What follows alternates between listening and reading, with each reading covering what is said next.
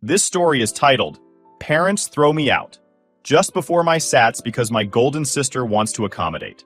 Hey everyone! The channel's been slowing down a bit, and I spend so much time finding these stories for you. If you enjoy the content, please hit that subscribe button. It means the world and helps keep this journey going strong. Let's grow together. Now, let's start the video. OP starts by saying, Hey, I'm 17, and my life is officially a shit show right now. I've been prepping for the SATs for what feels like forever. You know, those stupid standardized tests that supposedly decide your entire future. Every day for months, I've been grinding through practice tests, flashcards, all that crap. My brain is fried, and I've been counting down the days until I can just get it over with. But then my family decided to absolutely fuck me over. And when I say family, I mean my sister Kelly, the queen of everything, and my parents, her loyal minions. Here's the deal. Kelly's getting married in 2 weeks. Big fancy wedding, the whole shebang. Fine, whatever, not my problem. Or at least, it wasn't until she announced that her 7 friends were flying in and needed somewhere to stay. And apparently, the only solution they could come up with was to kick me out of the house so her friends could have my room. Yes, you read that right. 7 fully grown adults are going to be crammed into our house. And the only way to make that work is for me to pack up my shit and leave. My parents didn't even have the decency to tell me ahead of time. Nope, they just casually dropped the bomb the night before her friends were supposed to arrive. I just finished a long-ass day of studying, and they sat me down like, oh, by the way, you need to pack up your stuff and be out by tomorrow. You're going to stay with your Aunt Linda for the next 2 weeks. I was like, wait, what? They explained that Kelly had promised her friends they'd stay at our house and that it was too late to change plans. My first thought was, why the hell didn't they just get a hotel? Kelly's wedding is costing a fortune. She's got catering, a DJ, custom decorations, all that. Couldn't they have spent a little more to book a room or two for her friends? I said exactly that, and my mom just sighed like I was being a brat. Hotels are expensive, and this is family. We're being hospitable. First of all, those are her friends, not family. Second, I didn't even know they were coming until 5 minutes ago. I tried to argue. I told them I couldn't just up and leave right before the SATs. Staying with Aunt Linda was going to completely screw me over. Her house is way out in the suburbs, nowhere near my testing center. And on top of that, Aunt Linda is a weirdo. She doesn't believe in Wi-Fi. Seriously, who even lives like that? So I'd be stuck burning through my data to study. But my parents didn't care. They were just like, you can take your books with you. You don't need the internet to study. Are you kidding me? I'm not prepping for a spelling bee here. The SATs are brutal. I need every resource I can get. And my parents are acting like I should be fine with a pencil and notebook. So then I suggested a compromise. I'd stay in the living room instead of giving up my room completely. There's plenty of space, and I could still have access to my study materials. Win-win, right? Wrong. My dad shut that down immediately. It's not appropriate to have guests sleeping in the living room when we have a full house. They're Kelly's friends, and they deserve to be comfortable. I swear I almost lost it right then and there. Like, am I not part of this family? Does my comfort not matter? I even brought up the fact that Kelly and Ryan, her fiancé, have their own apartment. Wouldn't it make more sense for her friends to stay there? But apparently, Kelly decided her apartment was off limits because she didn't want the stress of hosting people right before her wedding. Oh, but it's totally fine to dump that stress on me. At this point, I was getting desperate. I begged my parents to reconsider. I told them I couldn't afford to lose this much time so close to the SATs. I even offered to split the living room with her friends, just so I could stay in the house. But nope, my mom hit me with, we've made our decision. Don't be selfish, okay? This is Kelly's big moment, and we need to support her. Selfish. They called me selfish for not wanting to be kicked out of my own home. I kept pushing back, and that's when things got ugly. My dad finally snapped and said, if you don't pack your things and leave by tomorrow, we'll throw all your stuff out on the street. That was it. I couldn't argue anymore. They'd made up their minds, and nothing I said was going to change it. So I went to my room and started packing. I was so pissed I could barely think straight. I mean, how is this even real? How do you look at your own kid, someone who's working their ass off to get into college, and decide, yeah, let's kick them out so our daughter's friends can have a sleepover? A couple hours later, my mom came in all cheerful, like, we're so proud of you for making the right decision. This is a big sacrifice, but it shows you're willing to put family first. I didn't even respond. I just kept packing. Then she said, oh, by the way, you'll need to call Aunt Linda yourself to let her know you're coming. We haven't talked to her about this yet. Wait, what? They hadn't even asked Aunt Linda if I could stay with her. They just assumed she'd be fine with it and left it to me to figure out. That was the final straw. I completely lost it. I started yelling, asking how they could do this to me. And you know what my mom said? You're almost an adult. It's time you learn to take care of yourself. Almost an adult? I'm 17. And even if I was 18, they're still my parents. Isn't it literally their job to take care of me? At this point, I realized arguing wasn't going to get me anywhere. I'd already wasted too much energy trying to convince them to care about me, and it wasn't working. So I decided to stop playing nice. I started unpacking my bags and told them, I'm not going anywhere. You'll have to drag me out of here if you want me gone. That's when my dad stormed in and started yelling. He said I was being a brat and that I needed to grow up. My mom chimed in with some bullshit about how Kelly's friends deserve better treatment because they're guests. So after my parents completely failed me, I did something I probably should have known better than to try. I called Kelly. I was sitting on my bed, surrounded by half-packed bags, trying to wrap my head around how fucked my life was about to get. I thought, maybe, just maybe, she'll have an ounce of humanity and help me out. Honestly, I wasn't expecting much. Kelly and I have never been close. Scratch that. We can't stand each other. She's always been the golden child, and I've always been the problem. It's been that way for as long as I can remember. She's the favorite, the one who never does anything wrong, while I'm the one who gets blamed for breathing too loudly. But I figured desperate times, right? So I called her. The moment she picked up, she sounded annoyed, like I'd interrupted some earth-shattering wedding task. I said, Kelly, I need to talk to you. Mom and Dad are making me leave so your friends can stay in the house, and it's totally screwing me over. Her response? A loud, dramatic sigh. You know the kind. Why are you even bothering me with this? Sigh, but I kept going. I told her how important the SATs were, how Aunt Linda's place wasn't a good fit for studying, how far it was from my testing center, and how unfair it was that I had to leave my own home so her friends could crash here. That's when she hit me with the most cold-hearted, villain-level bullshit I've ever heard in my life. Put me on speaker, she said. I hesitated for a second, but did it.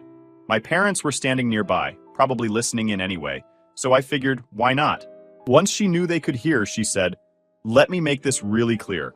I promised my friends they could stay there, and I'm not breaking that promise. I don't care about your SATs, your studying, or any of your whining. If you don't have anywhere to go, then maybe you should just live on the streets. Live on the streets. She actually said that. And my parents?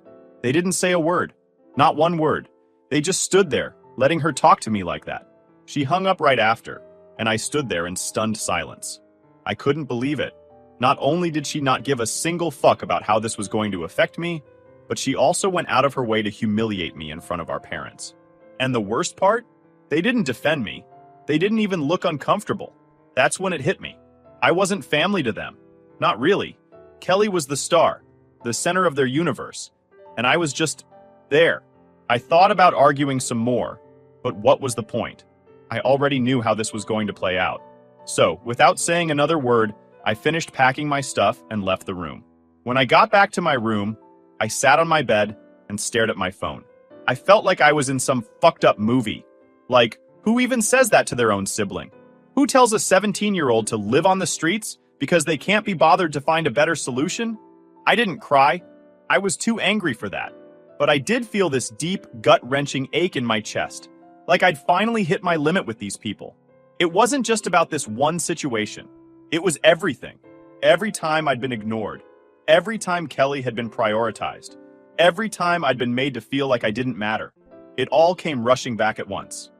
And the worst part? I still had no plan. My parents clearly weren't going to back down, and Kelly definitely wasn't going to help me. I couldn't go to Aunt Linda's because I knew I wouldn't survive 2 weeks there, especially not before the SATs. That's when I decided to text my best friend, Sarah. Sarah and I have been best friends since middle school. She knows pretty much everything about my family. The favoritism, the constant put-downs, the way Kelly treats me like an inconvenience. She's heard it all. So when I texted her, "Can I stay with you for a while?" Long story, I'll explain later. Her response was immediate. Of course. Are you okay? I wasn't okay, but I didn't want to dump everything on her all at once. So I just said, I'll explain when I get there. Within an hour, I was out the door with my bags and heading to Sarah's place. My parents barely even acknowledged me as I left. My dad just said, "Good, You're making the right decision. Like I was doing them a favor by getting the hell out. When I got to Sarah's house, her mom answered the door. She took one look at me and said, "What happened?" I hadn't planned on breaking down, but as soon as I stepped inside, it all came pouring out. The SATs, the forced eviction, Kelly's cruel phone call. It all spilled out in a jumble of words and anger. Sarah and her mom listened without interrupting, and by the time I finished, I felt a little lighter. Sarah's mom didn't even hesitate. She said, "You can stay here as long as you need to. We'll figure it out."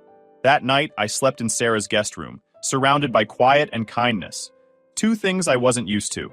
I felt like a burden, sure, but at least I wasn't being actively ignored or insulted.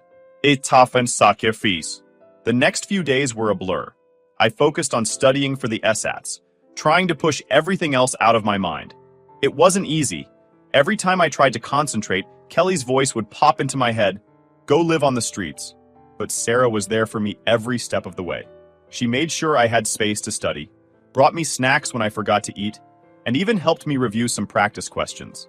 Her parents were just as amazing, constantly checking in and making sure I had everything I needed. It was a weird feeling. For the first time in forever, I felt supported. By the time SAT day rolled around, I was running on adrenaline and sheer determination. I wasn't going to let Kelly or my parents ruin this for me. I took the test, and honestly, I think I did pretty damn well considering everything. After the SATs were over, I spent a whole day decompressing. Well, trying to. But no matter what I did, I couldn't stop replaying everything that had happened. Kelly's words, my parents' apathy, and the sheer unfairness of it all just kept cycling through my head like a broken record. I realized I wasn't angry just because they kicked me out. It was deeper than that. I'd spent my whole life being treated like the afterthought of the family. Every damn time something came up, Kelly was their priority. Whether it was birthdays, school events, or even just normal family dinners, everything revolved around her. And this felt like the ultimate slap in the face. I wasn't even sure what I wanted to do about it. Part of me just wanted to shove it all down, keep my head down, and move on. But another part of me, the part that was sick and tired of being treated like garbage, wanted to do something. That's when I thought of Ryan. Ryan and I weren't exactly close, but we'd spent a decent amount of time around each other since he and Kelly got engaged. He always seemed like a nice enough guy, though I sometimes wondered what he saw in her. I mean, Kelly isn't exactly known for her sparkling personality. I debated for hours about whether or not to reach out to him. On the one hand, it wasn't really his business. On the other hand, he was about to marry someone who'd literally told her own sibling to go live on the streets. Didn't he deserve to know what he was getting into? Finally, I decided to go for it. I wasn't trying to ruin their relationship or anything. I just wanted him to know the truth. I sat down and typed out a message. "Hey Ryan, this is probably super weird, but I need to tell you something about what's been happening at home. I'm not trying to cause drama, but I think you should know about the way Kelly's been treating me. I'm not sure if she's mentioned it, but I've been kicked out of the house because her friends are staying here for the wedding. I've been studying for the SATs for months, and they decided last minute that I had to leave so her friends could have my room. I told her how much it was screwing me over, and she straight up told me to live on the streets. I'm not saying this to make you mad or anything. I just think you should know what kind of person she is before you marry her. If you want to talk more about it, I'm here." I read it over a dozen times before hitting send. My hands were shaking the entire time. I had no idea how he was going to react, or if he'd even respond at all. "Itu Wakadri," Ryan replied within an hour. "Hey, my name. I'm really sorry to hear about everything you're going through. Kelly hadn't told me anything about this. Can we meet up or talk on the phone? I want to hear the whole story." I was surprised he took it so seriously. I guess I half expected him to brush it off or defend Kelly, but he seemed genuinely concerned. We agreed to talk on the phone that night. When he called, I laid it all out for him. I told him about how I'd been preparing for the SATs, how my parents had given me less than 24 hours to pack up and leave, how Kelly had told me to live on the streets, and how none of them cared about the impact it was having on me. Ryan didn't say much while I was talking. He just listened, and I could tell he was getting angrier by the minute. By the time I finished, there was a long pause before he finally spoke. Wow. I don't even know what to say. That's not okay. At all. I could hear the frustration in his voice. He asked me a few more questions. How long this had been going on, whether my parents had tried to reach out to me, and if there were other incidents like this in the past. I didn't hold back. I told him about the years of favoritism, the way Kelly had always gotten away with treating me like crap, and how my parents had never once stood up for me. When the call ended, Ryan thanked me for being honest and said he needed some time to process everything. I wasn't sure what that meant, but I had a feeling things were about to blow up. The next morning, I woke up to a flurry of texts and missed calls from my parents. Apparently, Ryan had confronted Kelly about everything, and shit hit the fan. From what I heard later, the fight started with Ryan calmly asking Kelly why I'd been kicked out of the house. She tried to brush it off, saying it wasn't a big deal and that I was overreacting. But Ryan wasn't buying it. He pressed her, and eventually she admitted that she just didn't want me around. She said having me in the house would have been too stressful for her, and she didn't think it was a big deal since I could just stay somewhere else. When Ryan brought up the live on the streets comment, she apparently laughed it off like it was a joke. That's when he snapped. He told her she was selfish, heartless, and that he couldn't believe she'd treat her own sibling like that. Things escalated quickly, and by the end of the night, Ryan told her he couldn't go through with the wedding. When my parents called me, they were livid. "This is all your fault," my mom yelled. "Do you know what you've done? The wedding's off because of you." I tried to explain that all I did was tell Ryan the truth, but they weren't having it. They demanded I call him and fix it. "Fix what?" I snapped. He made his decision because of her actions, not mine. If Kelly wants to save her relationship, maybe she should try apologizing for once in her life. They hung up on me after that. The fallout was even messier than I expected. Kelly was hysterical. She tried to spin the story to make it look like I was the bad guy, but no one was buying it, not even her closest friends. Apparently, Ryan had already told his family what happened, and they were fully on his side. As for me, I felt conflicted. On the one hand, I didn't mean to blow up her life, but on the other hand, she'd brought it on herself. All I did was tell the truth, and if that was enough to make Ryan rethink their entire relationship, maybe it wasn't as strong as Kelly thought. At the end of the day, I didn't regret reaching out to him. For once, someone in my family was being held accountable for their actions, and it felt damn good. After Ryan called off the wedding, my life got significantly messier. You'd think that being away from my parents and Kelly would mean I could finally catch a break, but nope. The fallout from all this hit me like a damn tsunami. First, there was my parents. They weren't just pissed, they were out for blood. They must have called me 20 times in one day, alternating between screaming at me and trying to guilt trip me into fixing the situation. "Do you realize how much money we've spent on this wedding?" my mom shrieked during one of her rants. "All of it down the drain because of your little stunt." As if it was my fault Kelly was a heartless jerk. My dad wasn't any better. His angle was all about family loyalty. He kept going on about how I was supposed to support Kelly, not tear her down. He even accused me of being jealous, which was laughable. What the hell was I supposed to be jealous of? Her massive ego? Her ability to manipulate everyone around her? When I wouldn't cave, my parents started sending flying monkeys after me. Aunts, uncles, cousins, you name it. I got bombarded with texts and calls from people I hadn't spoken to in months. Some of them were polite but insistent, saying I should try to smooth things over for the sake of the family. Others were downright nasty, calling me selfish, immature, and in one case, a spiteful little brat. But here's the thing. Not everyone bought into their narrative. Turns out, Ryan didn't just confront Kelly. He told his whole family why he was calling off the wedding. And unlike my parents, his family wasn't about to sweep it under the rug. Within days, the story started spreading. My parents were furious, accusing me of ruining our reputation. They didn't seem to grasp that the more they tried to control the narrative, the worse it made them look. I started getting messages from extended family members, people who weren't part of the Flying Monkey Brigade. Some of them apologized for how I'd been treated, and a few even said they'd noticed the favoritism over the years, but hadn't known how bad it was. It was weird, having people suddenly acknowledge what I'd been dealing with my whole life. But honestly, the most satisfying messages came from Ryan's family.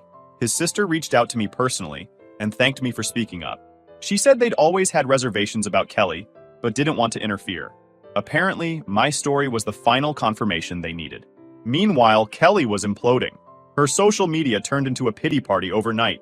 She posted vague statuses about being betrayed by people she trusted and losing everything.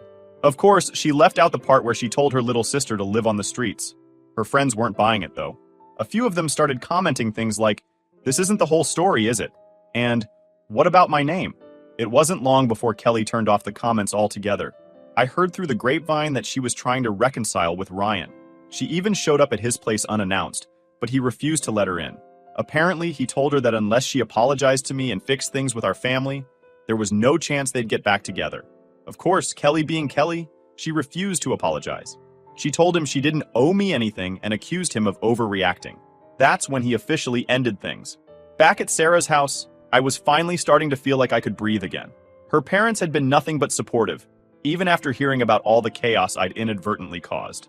Sarah joked that I was like a live-action soap opera, but in a way that made me laugh instead of cringe. Still, I couldn't shake the feeling of guilt. Not for telling Ryan the truth. I stood by that 100%, but for the way everything had spiraled afterward. It wasn't my intention to destroy Kelly's wedding or blow up her relationship. All I'd wanted was for someone, anyone, to see what I'd been dealing with. One night, Sarah's mom sat me down and said something that really stuck with me. "Sweetheart, this isn't your fault. You didn't create this mess. Your family did. All you did was hold up a mirror and they didn't like what they saw." That was the first time in a long while that I felt validated. A few days later, my grandparents showed up. They'd been on my side from the beginning, but seeing them in person was a whole different kind of comfort. They didn't waste any time. Within an hour of arriving, my grandpa was on the phone with my parents, laying down the law. He told them in no uncertain terms that I wasn't coming back to their house and that they needed to figure out their priorities. "Your daughter isn't a piece of furniture you can move around whenever it's convenient," he said. I didn't hear my parents' response, but I'm guessing it wasn't pleasant because my grandpa hung up looking pissed. My grandparents also started making arrangements for my future. They offered to take full custody of me, which was honestly a relief. They told me I could stay with them once I graduated high school, and they'd even help me with college expenses. Hearing that was like a weight being lifted off my chest. For the first time, I felt like I had a solid plan, a way to move forward without depending on people who clearly didn't give a damn about me. As for Kelly, she's been radio silent. I haven't heard a word from her since Ryan ended things, and honestly, I'm fine with that. From what I've gathered, she's still trying to spin the situation in her favor, but it's not working. Too many people know the truth now, and her victim act isn't holding up. I'd like to say I feel bad for her, but I don't. Not really. She made her choices, and now she's dealing with the consequences. For the first time in years, I feel like I'm not trapped under her shadow anymore. With my grandparents stepping in and taking charge, I finally started to feel like I wasn't fighting this battle alone anymore. It's wild how much can change when someone actually gives a damn about you. For the first time in years, I felt like things might actually turn out okay. But that doesn't mean everything magically got better overnight. After my grandparents' phone call with my parents, the dust hadn't exactly settled. My parents tried to play the victim card, claiming I was turning the whole family against them. My mom apparently told my grandparents that I manipulated the situation and exaggerated everything just to make them look bad. My grandpa wasn't having it. He told them flat out, "If your version of being a good parent involves throwing your kid out for a wedding, then maybe you deserve to look bad." That was the last time they spoke directly. My grandparents told me that as far as they were concerned, my parents had forfeited their right to be part of my life. Meanwhile, I was adjusting to living at Sarah's house full-time. It wasn't exactly how I imagined my senior year of high school going, but her family made it as smooth as possible. Sarah's parents even sat me down one night to talk about the future. They wanted to make sure I felt secure and knew that I wasn't overstaying my welcome. I broke down a little when they said, "You're not just a guest. You're family now." Hearing that was something I didn't even realize I needed. I started to feel lighter, like I wasn't carrying everything on my own anymore. Sarah and I got into a routine, studying together, watching dumb shows on Netflix, and just hanging out like normal teenagers. For the first time in a long time, I didn't feel like I was walking on eggshells. At school, though, things were complicated. Word about the wedding fiasco spread fast, and it wasn't long before classmates started asking questions. I'm not sure how much they knew, but enough to start whispering about me in the hallways. "Did you hear she got her sister's wedding canceled?" "Yeah, I heard her sister's fiance dumped her because of something she said." I tried to ignore it, but let's be real. It sucked. I wasn't exactly popular to begin with, and this just made me feel even more isolated. Sarah, bless her, went full protective mode. She shut down any rumors she overheard and even confronted a group of kids who were making jokes about me. It was embarrassing, but also kind of sweet. She kept reminding me, "They don't know the whole story. Fault them." On the home front, my grandparents weren't wasting any time. They started working on the legal process to transfer custody, which meant more phone calls with lawyers and family members. My dad, in a last-ditch effort to save face, tried to guilt-trip them by saying, "You're breaking up the family." My grandma fired back, "No, you did that the moment you chose to abandon your daughter." I overheard the call, and I couldn't help but feel this weird mix of pride and sadness. It was comforting to have someone standing up for me, but it also drove home how much my parents had failed me. Eventually, they signed the papers, and just like that, my grandparents officially had custody of me. Once that was settled, my grandparents started planning for what came next.